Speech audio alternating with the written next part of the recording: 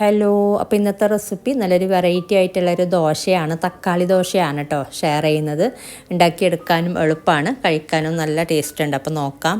അപ്പോൾ ഇതിന് വേണ്ടിയിട്ട് ഒരു ബ്ലെൻഡറിലോട്ട് 3 മീഡിയം സൈസിലുള്ള തക്കാളി കട്ട് ചെയ്തിട്ട് കൊടുത്തിട്ടുണ്ട്. ഇനി വേണ്ടത് 1/2 ഇഞ്ച് സൈസിലുള്ള ഇഞ്ചി, അതുപോലെ 1/4 ടീസ്പൂൺ ചെറിയ ജീരകം, പിന്നെ 1 ടീസ്പൂൺ മുളക് പൊടി.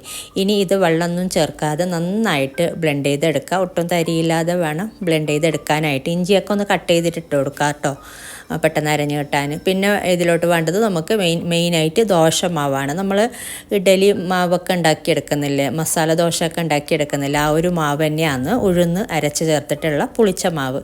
ഇനി ഇതിലോട്ട് നമ്മൾ അരച്ച ഈ ഒരു കൂട്ട് മൊത്തത്തിലിട്ട് കൊടുക്കുക, വെള്ളമൊന്നും ചേർക്കാതെ മൊത്തത്തിൽ തക്കാളി അരച്ച കൂട്ട് ചേർത്തിട്ട് നന്നായിട്ട് മിക്സ് ചെയ്തെടുക്കുക. ഇനി ഇതിലോട്ടൊന്നും ചേർക്കാനില്ല, ഉപ്പ് ഓൾറെഡി മാവ് അരക്കുമ്പോൾ ചേർത്തിട്ടുണ്ട്. അപ്പോൾ നിങ്ങൾ ചേർത്തിട്ടില്ല എന്നുണ്ടെങ്കിൽ ഈ ഒരു സമയത്ത് ചേർത്തിട്ട് മിക്സ് ചെയ്തെടുത്താൽ മതി. ഇതിപ്പോൾ നന്നായിട്ട് മിക്സാക്കി എടുത്തിട്ടുണ്ട്. ഇനി നമുക്ക് ദോശ ഉണ്ടാക്കിയെടുക്കാം. ഒരു പാൻ ചൂടാകുമ്പോൾ ഫ്ലെയിം എപ്പോഴും കുറക്കാട്ടെ. ചൂടായിട്ട് വന്നാൽ പിന്നെ ഫ്ലെയിം കുറച്ചിട്ട് വേണം മാവ് ഒഴിച്ചു കൊടുക്കാൻ, അല്ലാന്നുണ്ടെങ്കിൽ ഇതുപോലെ മാവ് ഒഴിച്ചു കൊടുക്കാൻ പറ്റില്ല. മീഡിയം ടു ലോ ഫ്ലെയിമിൽ വെച്ചിട്ട് വേണം ഇത് കുക്ക് ചെയ്തെടുക്കാൻ. ഇനി ഇതിൻ്റെ മുകളിലോട്ട് ഒരു 2-3 ടീസ്പൂൺ 1-2-3 ടീസ്പൂൺ നെയ്യ് ചേർത്ത് കൊടുക്കാം, ഓരോരുത്തർ ഇതിനനുസരിച്ച്. പിന്നെ ഇതിലോട്ട് കുറച്ച് സവാള ചെറുതായിട്ട് അരിഞ്ഞത്, അതുപോലെ പച്ചമുളക് ഒരു ഇച്ചിരി ചെറുതായിട്ട് അരിഞ്ഞത് ഇട്ട് കൊടുക്കുന്നുണ്ട്. പിന്നെ മല്ലിയില അരിഞ്ഞതും കൂടെ വിതറി കൊടുക്കുന്നുണ്ട്.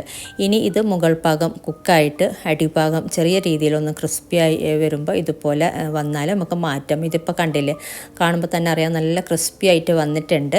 അപ്പോൾ ഈ ഒരു രീതിയിൽ അടിഭാഗം കരിഞ്ഞു പോവാതെ വേണം കുക്ക് ചെയ്തെടുക്കാനായിട്ട്.